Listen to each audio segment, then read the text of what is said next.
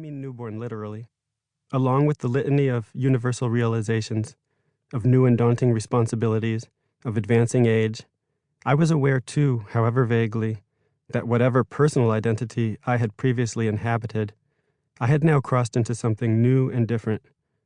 When finally I'd washed my face and returned to meet my child, she was having amniotic fluid vacuumed out of her stomach. I sat beside my wife and helplessly watched our baby struggle into existence. Once she was calm and safe, the nurse passed her to us, and she squinted open a pair of inky blue irises that I knew even then would lighten considerably, but never turn brown. For this precious being grasping for milk and breath, I felt the first throb of what has been every minute since the sincerest love I know. And I also felt, if I'm honest, something akin to the fear of death electrify me to the core. What have you done?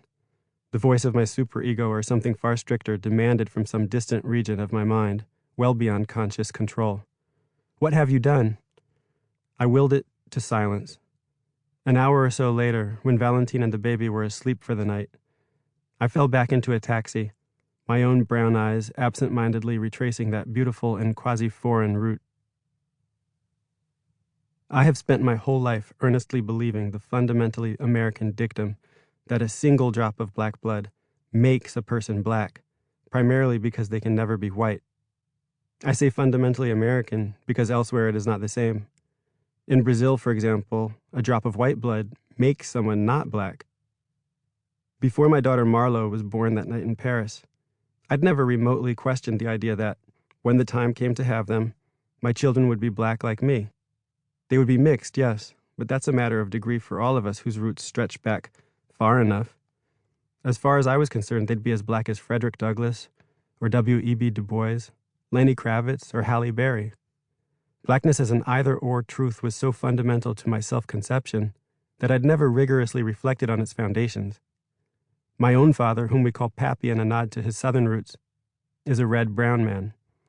Despite a dusting of freckles under the eyes and a prominent, in my mother's teasing words, Indian nose, no one has ever described him as anything other than black.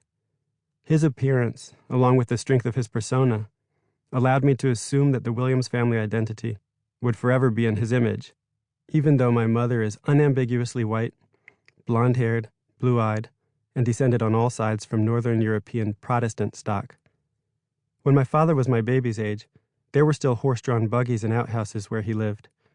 That was in the 1930s in Galveston, Texas, a short sliver of an island in the Gulf of Mexico that bears the deplorable distinction of having been the very last place in the entire United States of America to free its slaves, some 2.5 years after Lincoln's Emancipation Proclamation.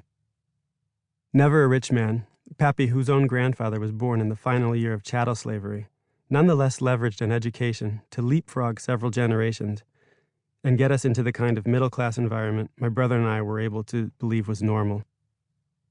By the time I was born in 1981 in suburban New Jersey, my father had effectively cut our family off from whatever southern black roots we might have had. My brother and I were raised in a small but gloriously book-crammed house by loving and devoted parents who came from elsewhere.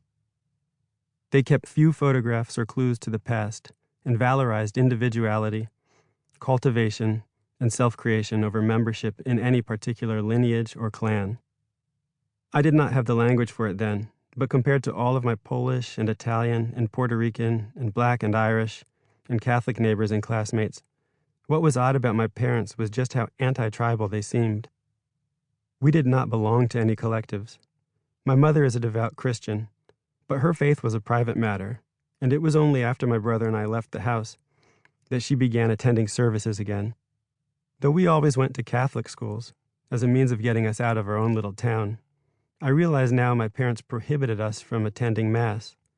Every Tuesday morning, when the entire school walked across the street to church, we sat in the lobby with the uncomprehending secretaries, buried in our magazines and books, an early, tremendously difficult, and priceless lesson in developing the habit of standing apart. We stood apart in the secular realm, too. Pappy is constitutionally allergic to the willed snobbishness of black social organizations, like Jack and Jill, just as he and my mother wanted nothing to do with their white equivalents. As a foursome, we were an island unto ourselves, in the de facto segregated town whose white side we lived on.